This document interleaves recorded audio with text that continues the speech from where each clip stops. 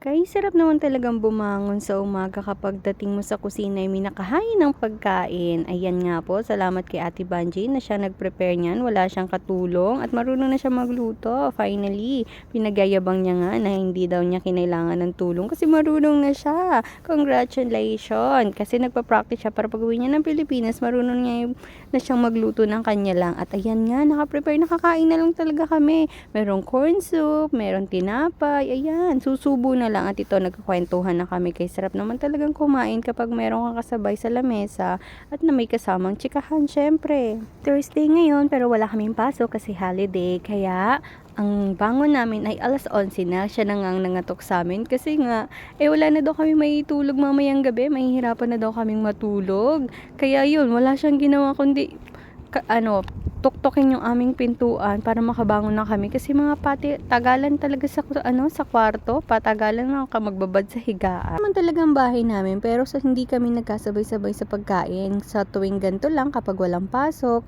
kasi kanya-kanya kami ng pagkain, hindi kami yung isa lang yung magluluto. May kanya-kanya kami para talaga kami nagbo-board, ganon. Kaya naman kapag may time na kami nagkakasabay-sabay, ay kadami namang napapag-usapan, napapagkwentuhan kasi mga sabik ba.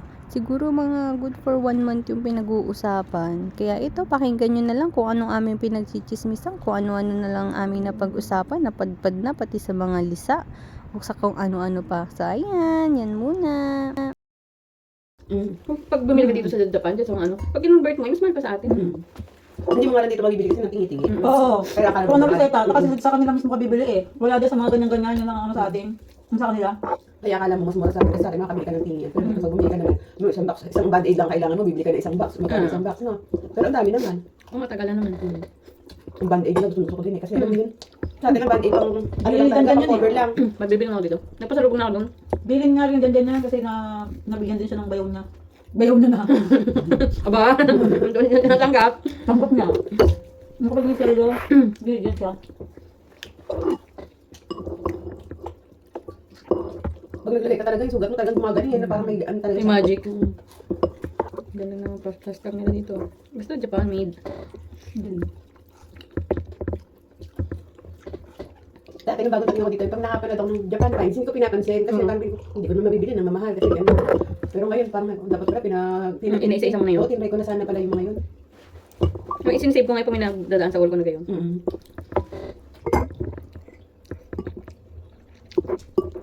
Magdalawa pa kakapin ako makatulog. Wala akong na. Bago ako nagluto, nagkape ako at saka biskwit. Paano kaya ma-resolve yung sakit ko sa ano? Kasi talaga ako nung madaling na alas 2 kanina. Sabi hindi ka matulog. Yan talaga pag nalad na. So yun. Ang hirap naman nun, pag nagtatrabaho ka. Nga lang. Kasi ganun di ba ang mga matatanda na idib sa ano. Lolo ko lagi natutulog ng alas 2 ng hapon. Kasi yan, tulog nila sa gabi. Oo, ay. Tapos paano ba ganun? Pag hindi kami doon natutulog sa bahay nila kasi sinasamahan namin sila. Aba, maririnig na lang namin yung mag-asawa eh. Kukuntuhan. Nagkukwentuhan, kaaga-aga. Ganyan kabayanan ko, kahit magkalayo sila ng magkaiba sila ng kwarto, magkukwentuhan yung madaling araw. Hindi lang pang mabait na ako. Ba't mo kailangan ko Japanese? Talaga yun, simula sa na ako'y, na ako'y dumating sa pamilya nila, hindi talaga nag-aabay yun. Kaya ang biyanan ko na lang, sariling kwarto talaga yun doon. Ang biyanan kong babae naman, ang mga katabi ako. Tapos minsan naman yung lola ko, nagigising ako, naghihiniksik sa ulo ko. Nagugulat ka na lang. Minsan nilalagyan niya nga ng ano eh.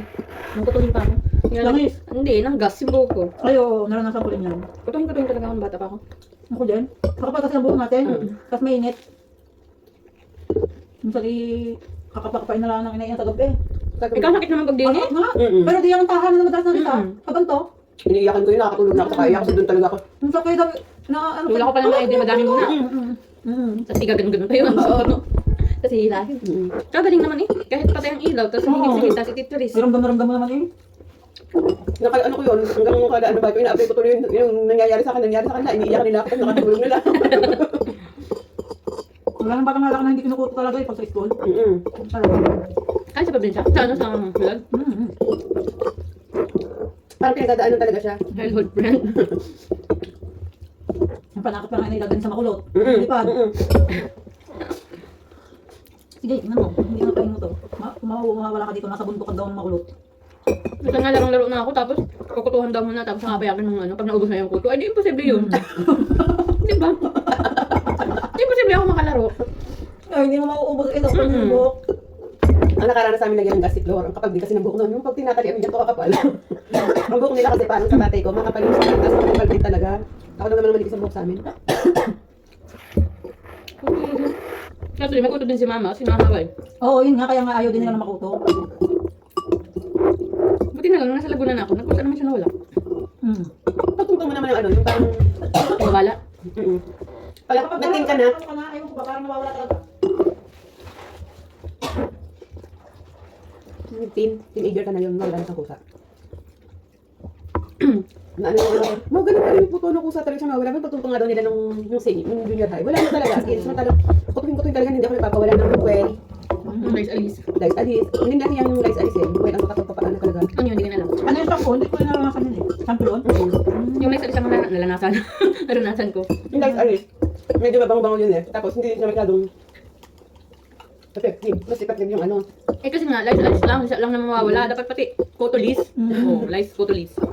Sa The Generic naman ako, tinuro sa akin nung nag-aalaga sa kanila. Nani ni Jelsie, kasi yun daw ginamit niya tayo kay Jelsie. Kwel. Aba, bumili akong kwel. Aba, ang galing. Nagagad. Tanggal lahat. So yung urin mo pa pagkatapos ng liguan. Ginababad. Bababa din mo. Tapos ang sakit nga lang daw, ang sakit sa mata. Kasi syempre dahil nahawa din ako sa kanila, naglagay din ako. Ay, ang galing. Pag sinukulay mong ganyan, tanggal pati lahat ng patay na isa. Ang galing. Tapos inirecommend ko nga din kay Ma'am Net. Galing. Inirecommend ko din kay Ma'am Net. Sabi niya nga sa akin, napaka-effective daw. Yun, Ate, ililista ko na yan sa akin, ano, Philippine Finds. Kasi pag nag-anak ako, siyempre, magkakakuto din. Oo, malamang. Kahit lalaki, nagkakakuto. Oo, wala akong yung. So, yung ganun lang naman po kami magkwentuhan. Tamang sharing lang ng mga experience and kaunting mga comedy-comedy na may mga kung anik-anik. Mga more experience lang po. So, yan lang po. Thank you sa pakikinig. Bye-bye. Janet!